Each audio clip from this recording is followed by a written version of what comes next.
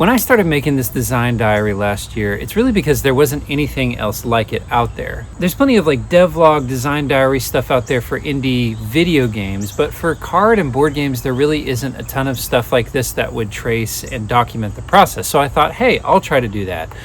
Well, after about a year of silence, maybe you're learning, this is a little bit harder than I thought it would be. And the worst part about me going radio silent for the last 10 months is that I didn't document what would probably be the most visually interesting part of the process, which is to say like the visual development, the art, the graphic design, those parts of the game. So before I jump all the way back into like the actual rules and game design changes that I've made in the last 10 months, I'm actually gonna just spend this first return to the diary on art and visuals. The exciting thing now is that I actually have a copy of the game. It's an early rough copy, but this is what Bug Fight looks like. Hopefully that can focus there. And I gotta say, I'm quite proud of it. I'll mention him a lot in this design diary, but most of that is owed to my artist, Alan Cortez. You can find him on Instagram at Flan Cortez. I'll make sure to link his profile in the description of this video. Working with Alan has been incredible, and he has really given the game a ton of personality. So what I wanna do now is I wanna go inside, pull out some cards from the game, and talk about how the visuals came to be.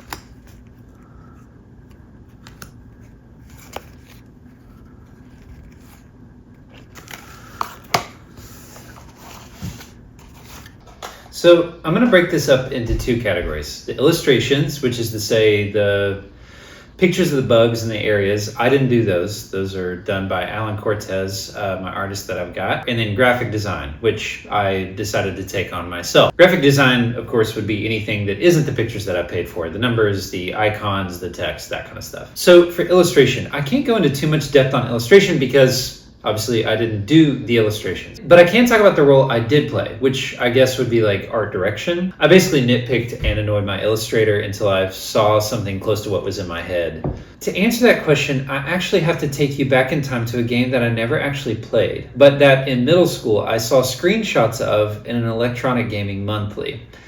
That game is Rakugaki Showtime. It's a little arena fighter from Japan that actually never got an English translation.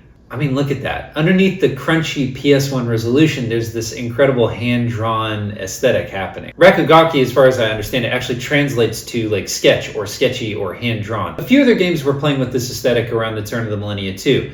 Kirby 3, Yoshi's Island. I'm sure there's some other ones that I'm not thinking of right now. So ever since I saw Rakugaki Showtime in a magazine as a sixth grader, I knew that I wanted to make a game with this aesthetic.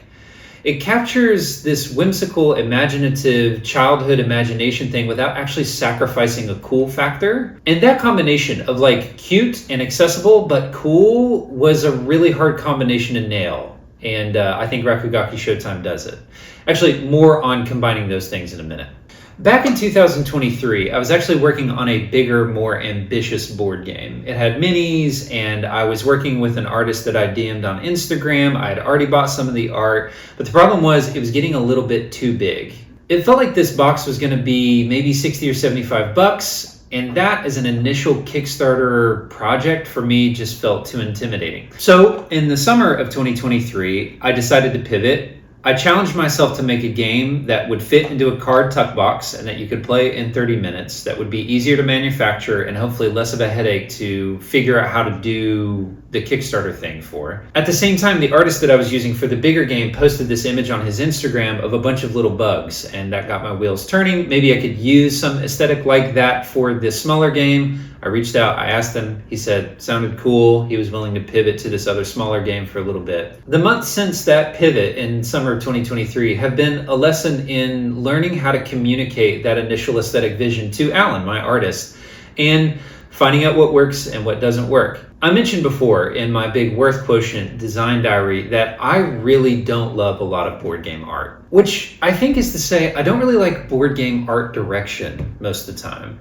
it doesn't really often have like an identity. Most board game art looks to me like they just needed art as a kind of obligation, not as a kind of joyous addition to what else the board game could be or what else it could look like on the table. And that's really fair, actually. I really get it. If anything, this process has taught me how thin the margins are for a designer and a publisher trying to make a board or a card game that would actually make money in the long run. So I get it. There's not a lot of time and a lot of money that you can spread around to things like art and graphic design. I think I mentioned this before too, but that's kind of why I'm doing Kickstarter, because I want to have that aesthetic control. And I don't really feel any motivation to make a card game or a board game that doesn't look good. This is when I finally had to put words to the vibe I was attracted to all those years ago in Rakugaki Showtime.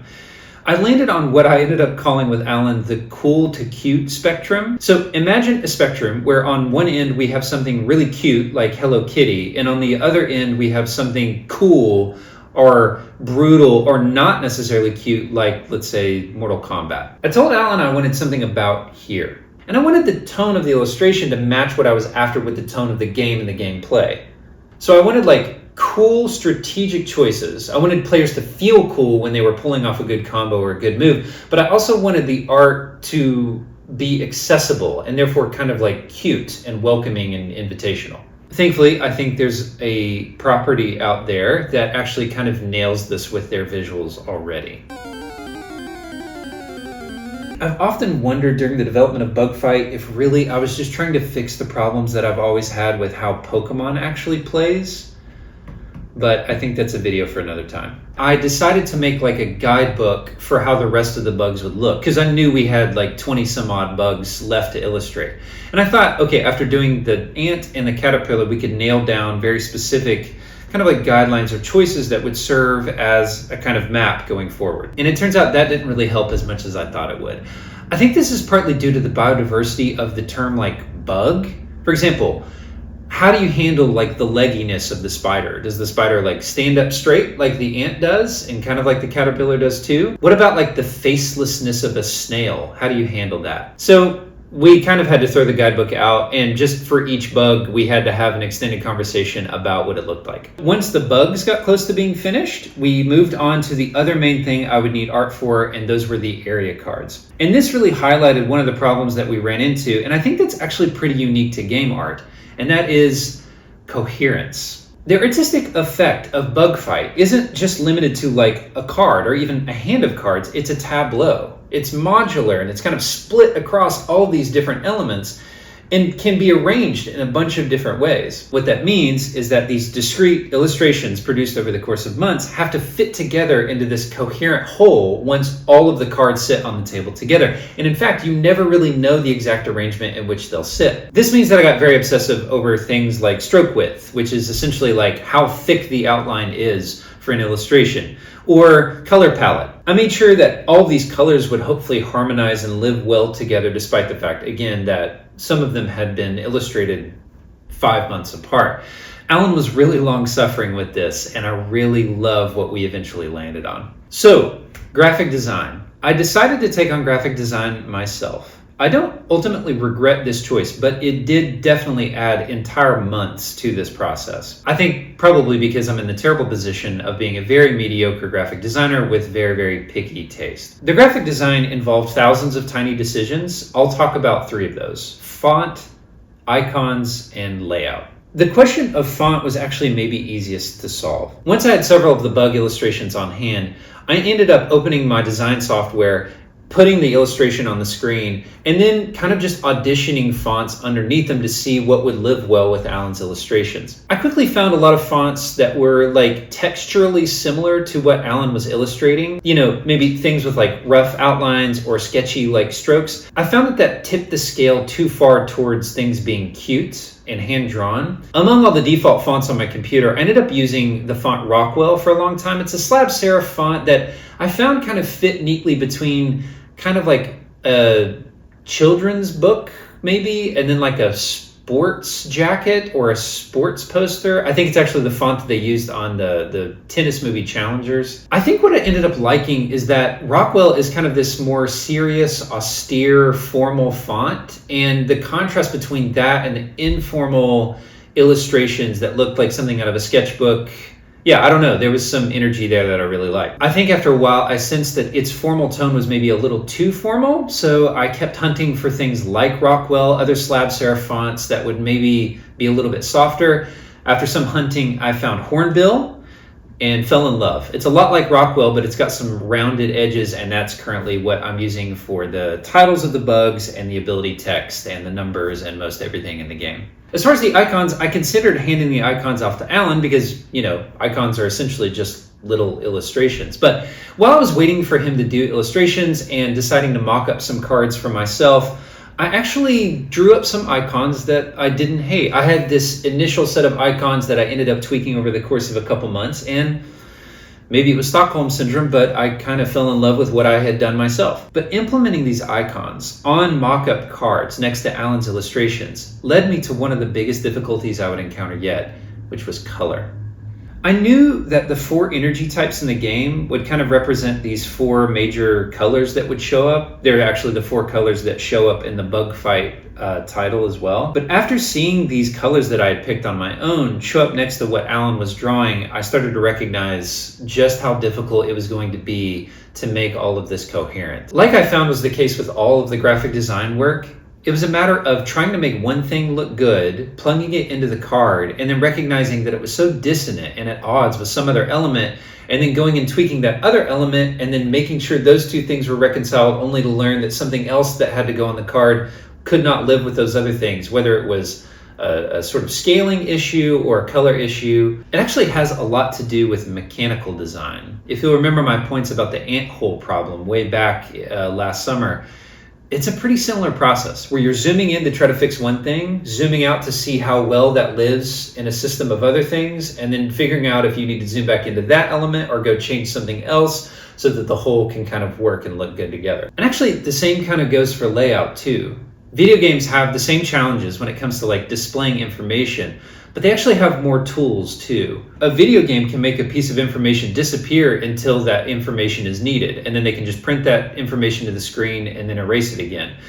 Board and card games, it's not that way. You have to have all of the relevant information printed and available everywhere all at once. The challenge then is in creating a really clear hierarchy of information, where a relevant detail is legible when I need it as a player, but also not obtrusive when I need to ignore it to look at some other piece of information. Thankfully for Bugfight, that's actually something I started to solve way back in the prototyping phase. I ended up keeping some of the earlier layouts where a bug's type and power value are printed at the top of the card really big, and then their abilities are smaller down at the bottom. Once I had all of the illustrations, I really vacillated between the orientation for the area cards. I ended up keeping the same portrait orientation as the bugs because ultimately when you play a bug to an area, I wanted these areas to be played perpendicular to the bugs so that, since you can imagine bugs are being played on both sides of the table, I didn't want the area card to be upside down for either of the players. So as a kind of compromise there, I just had it sideways between both players, if that makes sense kind of visually. Also, I wanted to keep these perpendicular to the bug cards so that just at a glance at the table, you could tell the difference between the kind of middle section that's creating the column and then the bugs on either side of that area card played to that area. The biggest layout issue I still encounter though comes from these icons on the bug cards. If you'll remember, each icon at the top of a bug card gives that energy to the rest of the column, and then the icons at the bottom of the bug card are what that bug uses to activate its abilities. Well, I still have players confusing this. For example, sometimes an area will have a flower energy, and then players will think they need to match the big icon on the top of their bug card to whatever is at that area. When obviously that's not what you want to do. You want to match these bottom ones so that that bug can get its abilities activated from whatever area you're playing at. So that's just sort of a nagging thing that I keep running into. I don't really know how to solve that. It feels like such a fundamental problem to the game, and I don't really know a workaround that would not be really clunky and awkward. What I would love to hear in the comments is that my playtesters that have said that and that have had that problem are just bad dumb people. Also, even though I did end up liking the icons that I made for the game, I'm still unsure about them. I may still ask Alan to take a swing at them. Let me know in the comments after you've seen some close-up of the cards. Are they ugly? Let me know. So that's my best attempt at summarizing the last 10 months of like visual development for Bugfight. I hope it's been interesting. And please let me know in the comments if you have any more questions about how a certain element came to be or a certain choice that I've made and how the game actually looks now. And I really should add too, it's been so fun. The game is getting closer to launch. We're hoping to launch by the end of the summer.